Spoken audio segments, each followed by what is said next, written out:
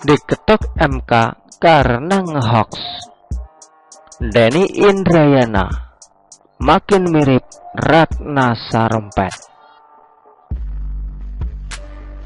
Para lawan politik Presiden Jokowi ini memang suka ngelawak ya. Oleh sebab itu, mereka tidak pernah mendapatkan tanggapan dari Presiden Jokowi.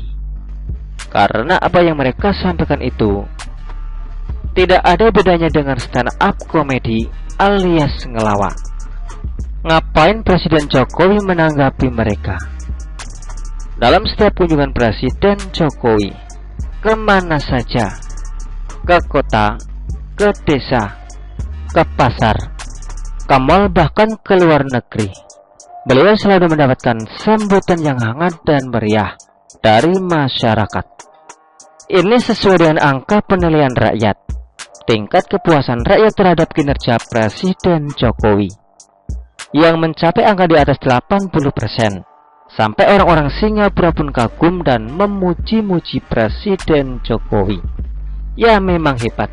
Menjelang akhir masa jabatan, biasanya presiden itu jadi bebek lumpuh karena tidak lagi punya pengaruh kuat. Sementara perhatian rakyat lebih kepada pergantian pemimpin. Namun Presiden Jokowi justru sebaliknya. Makin mendekati akhir masa jabatan, pengaruhnya makin kuat, baik di dalam maupun di luar negeri. Makanya, ocehan-ocehan receh para lawan politiknya tidak pernah digubris oleh Presiden Jokowi. Seorang mantan presiden macam SBY selalu berusaha untuk bikin gaduh.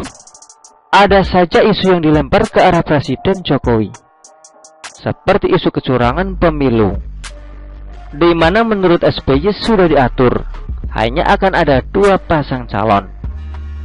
Ocehan yang tidak ditanggapi oleh Presiden Jokowi, sehingga SBY ini makin mirip sama Amin Rais yang teriak-teriak people power, mau mengarahkan massa buat menurunkan Presiden Jokowi. Mana realisasinya? Kan nggak pernah terwujud. Emang ada demo berjuta umat gitu? Kan enggak ada. Bahkan publik cenderung sudah muak dengan ocehan-ocehan Amin Rais, SBY dan sebagainya. Sama saja dengan isu yang dilemparkan oleh Denny Indrayana, mantan wakil menteri era SBY. Pada akhir Mei lalu, Denny ini melempar isu soal keputusan MK terkait sistem pemilu. Ini dicuitkan di media sosial. Katanya, MK akan memilih sistem pemilu tertutup atau nyoblos gambar. Bahkan Denny memberikan komposisi berapa hakim MK yang setuju dan berapa yang tidak, dengan perbandingan 6:3. Katanya informasi itu dari orang yang sangat dipercaya kredibilitasnya. Cuitan Denny ini kemudian disambut oleh SBY yang menyatakan bahwa pergantian sistem pemilu dari terbuka ke tertutup itu bisa menimbulkan kos atau kekacauan politik.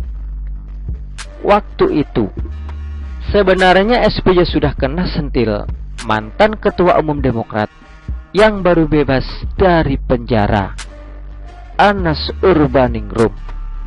Anas langsung mengingatkan ke SBY bahwa di eranya dulu juga ada perubahan sistem pemilu dan tidak elok bagi SBY untuk bikin kegaduhan. Karena sama Anas, SBY pun terbungkam. Tapi Denny Indrayana jalan terus sampai melempar pernyataan lagi, mendesak DPR untuk memakzulkan Presiden Jokowi dengan alasan karena dianggap menjegal Anies Baswedan nyapres. Memang ada tanggapan dari beberapa pihak soal ini, namun komentar Menko Polhukam Mahfud MD lah yang paling telak menohok balik. dan juga mencerminkan sikap Presiden Jokowi. Kata Pak Mahfud, "Ya terserah Denny aja lah, kan enggak ada yang nanggepin juga toh."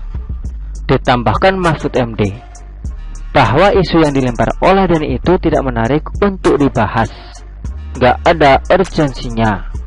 Nah, di sini kelihatan ya Menko Polhukam yang pastinya paham benar tentang hukum dan aturan perundang-undangan sudah bilang gitu. Gak ada yang menanggapi ocehan Denny, gak penting gitu loh. Apalagi buat Presiden Jokowi, ya memang gak perlu ditanggapi orang-orang macam Denny ini. Dia hanya bagian dari 20% orang yang gak suka sama Presiden Jokowi. Sedangkan yang 80% kan sudah jelas puas dengan kinerja Presiden Jokowi.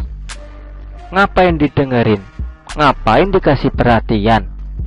Ngapain dikasih panggung? Ngapain dikasih kesempatan buat pansos? Toh ternyata akhirnya ketahuan juga bahwa Denny Indrayana ini bakal nyalek di pemilu tahun 2024 dari Partai Demokrat. Artinya dia adalah seorang politisi yang sebenarnya sedang mengkampanyekan dirinya sendiri. Jadi semua kehebohan dan kegaduhan yang berusaha diciptakan oleh Denny berujung pada upayanya menang di Pileg tahun 2024. Dan akhirnya pada hari Kamis kemarin tanggal 15 Juni, MK akhirnya mengeluarkan keputusan soal sistem pemilu ini. Keputusannya ya tetap dengan sistem yang ada sekarang, sistem yang terbuka. Nyoblos foto-foto caleg ya. Apa yang disebut Denny Indrayana dan disambut oleh SBY terbukti nggak benar, bahkan bisa dikategorikan sebagai hoax. Bahkan pada awal Juni lalu sudah ada yang melaporkan Denny Indrayana ke Barreskrim dengan tuduhan tindak pidana ujaran kebencian, penyebaran berita bohong, penghinaan terhadap penguasa, dan pembocoran rahasia negara. Itu kan sebelum terbukti. Nah, sekarang sudah jelas, putusan MK sudah keluar. Dari pihak Mahkamah Konstitusi atau MK sendiri juga menyatakan bahwa mereka tidak melaporkan Denny ke polisi karena sudah ada yang melaporkan itu tadi ya. Baik MK, pernyataan dari Indrayana itu dinilai merugikan MK secara institusi. Pernyataan Denny dirilis jauh sebelum MK melakukan pembahasan perkara sistem pemilu itu. Seolah-olah MK sudah membahasnya dan bocor keluar, lalu diketahui pihak luar. Bahkan Denny menyebut posisi 6 hakim setuju dan 3 yang tidak setuju, atau jumlah hakimnya ada 9 ya. Padahal kenyataannya pembahasan hanya dihadiri oleh 8 orang hakim konstitusi. Oleh sebab itu, pihak MK bakal melaporkan Denny Indrayana ke organisasi advokat, di mana Denny ini terdaftar termasuk organisasi advokat di Australia. Karena Denny ini kan lokasinya di Australia sekarang, MK akan menyerahkan ke organisasi advokat untuk menilai apakah ada pelanggaran atau tidak. Ya, kita lihat saja bagaimana nanti kelanjutan laporan atas Denny Indrayana di Barreskrim dan organisasi advokat itu. Di lain pihak, para netizen jadi riuh menghujat Denny Indrayana di akun media sosialnya. Ada yang menyebut jong, ada yang mempertanyakan tanggung jawab Denny, dan lain sebagainya. Mau nyalek, bikin kegaduhan di medsos, lalu terbukti pernyataannya nggak benar atau hoax. Itu pasti ada efeknya terhadap karir politik Denny ya. Kalau buat saya, Denny ini sudah makin mirip sama Ratna Sarumpait yang dulu terbukti menyebarkan hoax ya dan bikin gaduh. Ngakunya dianiaya orang, padahal bekas operasi plastik. Denny memang punya gelar profesor, tapi seakan tidak kenal sama etika. Hanya melempar isu berdasarkan asumsi yang tidak disertai bukti atau data valid. Nuduh Presiden Jokowi. Buktinya apa? Kalau ada bukti valid, tuduhan Denny pasti akan ditindaklanjuti oleh DPR. Tapi kan gak ada buktinya. Ditanggumin aja enggak sama Presiden Jokowi.